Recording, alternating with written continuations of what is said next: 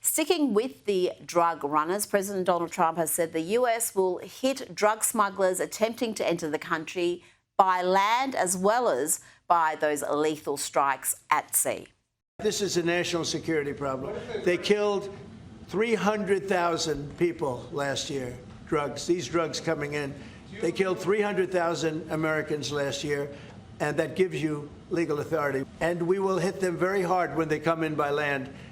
And they haven't experienced that yet, but now we're totally prepared to do that. And again, I think that's something else that is lost when you talk about the politics of this. Not just the moral arguments for doing it, the number of lives that could be saved, but drugs have just been such a crisis in the US for so long that everybody knows somebody who has died from an overdose, has had a drug addiction. So this has touched just so many people who care about this issue. It is, which is why it's so bewildering the Democrats have a problem with this. Yeah, this is not a political issue, right? Yeah. Republicans, Democrats are all being touched by the opioid crisis, which has racked the United States. But I want to make another point that this is not just drug cartels trying to make some money, which part of it obviously is. This is a concerted effort by our enemies, particularly China, who are making an effort to make sure that this opioid crisis continues in our country. They are sending the materials necessary for opioids to Mexico, Venezuela, all across the world in order for it to come to the U.S. This is a strategic issue, not just a moral and medical one in the United States. So you see it as a geopolitical issue. This is a soft attack in a way by China. In addition, yes, of course, obviously. There's no question about it. And that's accepted amongst the Trump administration. They see it that way as well. Of course, obviously, yes. Incredible. Now, earlier today, President Donald Trump met with NATO Secretary General Mark Rutte at the White House shortly after Treasury Secretary Scott Bessent announced new sanctions on Russia's biggest oil exporters. Ami, this is a significant move by the Trump administration, putting additional pressure on Russian President Vladimir Putin and trying to get him to negotiate a peace deal. He has been recalcitrant throughout. Do you remember the days when they said that Donald Trump was Putin's cat's paw? Do you remember the days they said he was in the pocket of Putin?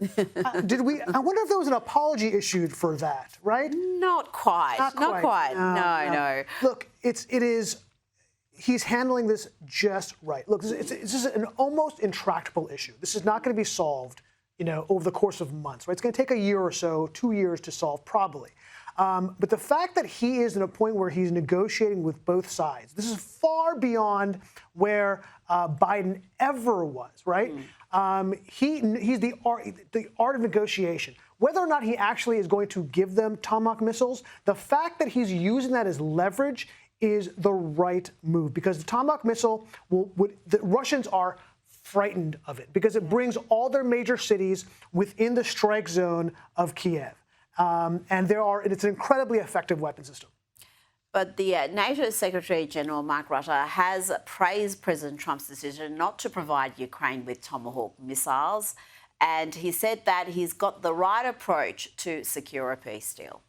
Here we have a president who from day one coming into office wants to end this war in Ukraine. By the way, he has been extremely successful recently with Gaza, and he has ended other conflicts, including India, Pakistan, and Armenia, Azerbaijan. So he is really a peacemaker. He wants to end this war. This is close to his heart. He wants to end the killing. And I think what he did on Friday and Sunday, saying, hey, let's stop where you are. So stop where you are. And then you can still debate a lot of other things later. But stop the fighting is exactly the right approach. He's got the praise of the NATO chief there, but Donald Trump did promise a swift end to this war. Is this his biggest foreign policy frustration at the moment? Is this the one that he needs to tick off? This is the big one, for sure. I mean, look, Gaza, Israel was also a massive one. I mean, he has had a string of successes. I mean, you can't expect the guy to solve all the world's problems in less than a year. Well, he's had 8 peace deals in his second term. I think that's pretty solid. I think that's pretty solid. But look, I love the Secretary General, right? And again, remember when the days when they're saying he hates NATO, he wants to destroy NATO? Remember those days? Well, guess what? The Secretary General loves this president. He realizes the successes of this president on the foreign policy sphere, and he realizes the amount of strength he has been giving to NATO. So, yeah, look, I think that the Democrats, while they should apologize to him, I don't think that's forthcoming anytime soon. I don't think so at all. And it was so obvious what Trump was doing when he was putting pressure on NATO countries, when he was making threats about, we're not going to keep protecting you. He wanted them to pay their share and not just rely on America to carry all the load. It was obvious that in the end that was going to strengthen NATO, and yet all the media commentary, almost all of it, was painting this as an attack against NATO and trying to weaken NATO and be, again, Putin's puppet. It makes you lose faith in the mainstream media when people seem to be deliberately blind to a strategy that should be pretty obvious. Oh, you're so sweet. It makes us lose. Yeah, I'm sorry. We've lost faith a long time ago with the media. Please. Now, let's talk about your hometown, your current hometown. I thought you were born and bred New Yorker, but no, California to NYC. Loyal to the soil. Go Dodgers.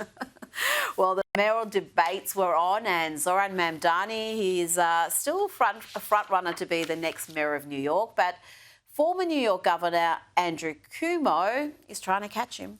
He has said he'll take over New York if Mamdani wins, and he will, because he has no respect for him. He thinks he's a kid and he's going to knock him on his tuchus. So it is a balance, but you're going to have to be adversarial when you need to, but you want to cooperate to get good things done in this city, and you need federal help. And after the debate, Cuomo was with current Mayor Eric Adams at Madison Square Garden. Interesting. Have these old foes turned into friends to try to defeat Mamdani? And what's it going to mean if Mamdani does prevail? It's going to be, I've got to say, it's going to be good for me, possibly not good for New Yorkers. But what do you think will be the practical outcomes if Mamdani becomes mayor? Outside of renegotiating my rent with my landlord, putting that aside, look, it is we have a roadmap to what could happen with the city. It's called the 70s and the 80s, right? It does take a long time to get to that dystopian area, but it's certainly possible, and we're on that road without question. I'm not quite. Look, I think the polling came out recently about what would happen in terms of if Silva dropped out of the race. Yeah. And it looks like it would actually almost be within the margin of error. Now, it would be very close, within 4 points. Now, I get 3 or 4 texts a day from the Silva campaign, and I keep texting back. I'm sure it goes out the ether, drop out, drop out, drop out, drop out, okay? And the truth is that, and I know your producers always tell me there won't be math on the show, but I'm still have to do a little bit of math here.